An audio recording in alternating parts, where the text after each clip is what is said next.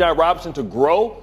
Dak's in his 8th year. I understand that, but with the roster that Atlanta has, you got to think about this. If they had competent quarterback play the last 2 years, they would have made the playoffs. We've just seen the Tampa Bay Buccaneers. Damian can't even look at any of you. Justin Fields isn't competent. I don't know how you guys are just carrying on.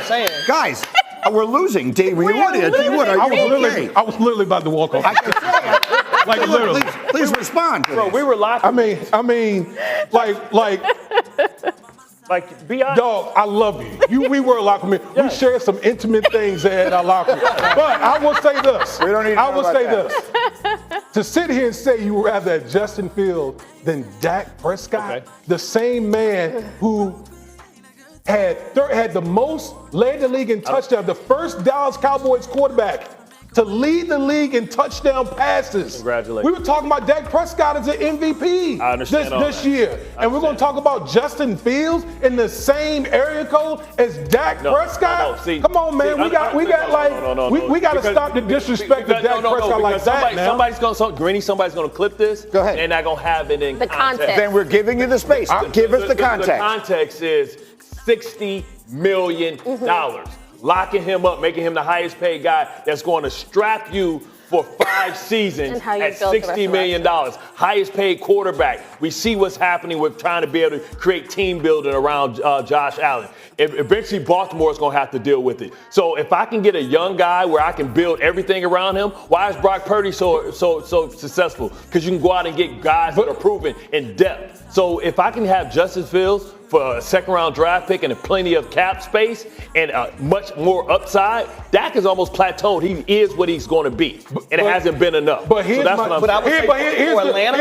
flaw. Here's the flaw in your argument right One at a time. Go ahead. Here's the flaw in your argument right here. Is the same thing you just said about Justin Fields and all this space. We're literally having the same discussion about Chicago and Caleb Williams. Like, literally, you're going to have to pay Justin Fields.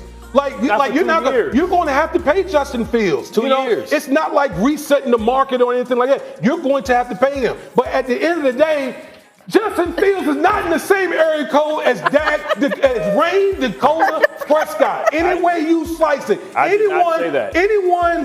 Almost a blind person can see that Dak Prescott is not even in the same area code as Justin Fields. I didn't say he was. What I'm saying is sometimes when you think about Brock Purdy at $900,000, that allows them to have $100 million on the defensive line. I'm talking about the flexibility for roster building because they won't be able to sign those guys long term. They can't have a luxury piece. They got 16 free agents pending. Greeny trying to get a hold of Why am I standing up? I didn't even realize I was anymore. Larry, the pride of Atlanta. You tell me. Yeah, I'll tell you this. Watching this football team very closely the last 2 years, they tried to nickel and dime on the quarterback market, right? And it was a disaster, a complete disaster. If they have an opportunity to get Dak Prescott, I will tell them, please go get Dak Prescott. I'm tired of at $60 million. It's fine with me. I mean, whatever. It wouldn't be. It's fine with you. It's fine to build a roster. But you can actually create. When you make a new contract with him, it will be shaped the way all the contracts are shaped, where you make it as friendly as you can for the roster, as opposed to the flat $59.5 million hit that he has on the Cowboys' books for this coming year. Let me get Kmart in here on something else entirely, because I always come to you as my psychology major. I'm riding this thing. The one person we haven't heard from in any of this is Dak. We've heard from Terrence Parsons Jr. We've heard from Micah Parsons. We've heard from C.D. Lamb and his mother. We've heard from Jerry Jones. We've heard from Tad Prescott, which is Dak's brother. The one person we haven't heard from is Dak. And until I hear Dak come out and say, no, regardless of any of the things that have been happened, regardless of the fact that the owner took a shot at me at the Senior Bowl and I got infighting going on, like I'm taking friendly fire, if you will, from my own locker room. No, my goal is to remain here for the rest of my career. I haven't heard him say that. And if I'm him, I don't know why he would feel that way. Dear Dak, I hope you do not say that. Because I think for Dak's own career, like a sense of peace, I think he needs to go elsewhere. It's like the Tomlin thing. It's like, oh, Steelers fans don't know if they like Mike Tomlin. They want him out. Okay, see what life would be like without him. I do think there are fans and there are people in Dallas and on his own team that aren't sure if he's the guy. It's hard to be the quarterback and be the leader when you're in that situation. Gangsters move in silence. So listen, Dak understands he has all the leverage. I believe the quote is real G's move in silence. Okay, that's a whole other thing. Let me play you one other. Let me play you one other.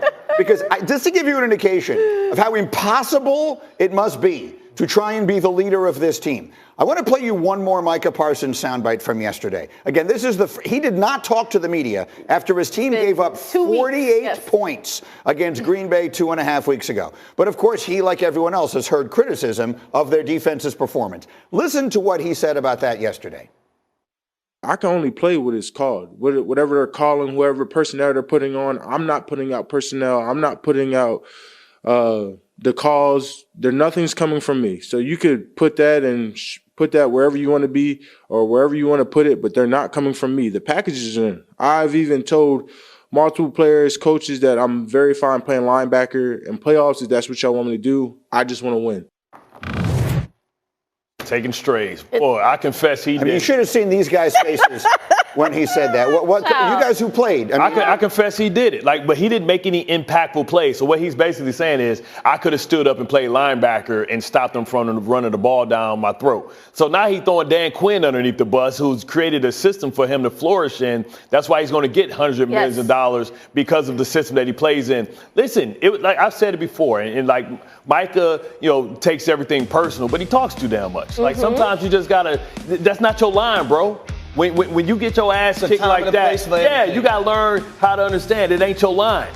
History's written by the winners, and you losing, so you gotta shut your mouth, man. Let me say this. Pump your brakes. Michael Parsons is a phenomenal player. Yes. Right? But I think one of the issues that's happening in Dallas when you have these meaningful and important games, and Michael Irvin touched on this a few years ago, the stars aren't playing like stars in those biggest moments. Because I can easily look at Michael Parsons in the 4 playoff games. He has 1 sack. He has 1 sack now. Mm-hmm. He's a phenomenal player. Michael Parsons, I'm admitting, you're a wonderful player. But in 4 playoff games, you have 1 sack. 1. It's not just, to me, it's not just that the stars aren't playing like stars. I look around the league, a lot of locker rooms have a leadership void. And I feel like Dak gets undercut by everyone. So now the QB who should be the vocal leader, what my QB says is gospel, and you've got Jerry Jones, who's like the face of the whole organization and not the head coach. And now Micah's the leader, but he's been here 2 minutes. Like Raekwon, shows you leadership. Like Fred Warner shows you leadership. He hasn't learned how to be a leadership at the right age of 24. He has some development to do. The point is, and D. Wood, you started there, and we'll have more time for this later. Bill Belichick always says we can only have 1 voice. The Cowboys have 53 voices, plus the owner, whose is the loudest of them all. Meanwhile, there's more on them. Mike McCarthy and all the rest of it, the Dak question, are they going to get this thing done there? We have a million places to go this morning. It is not all Cowboys, but they just will not stop talking. We'll be right back.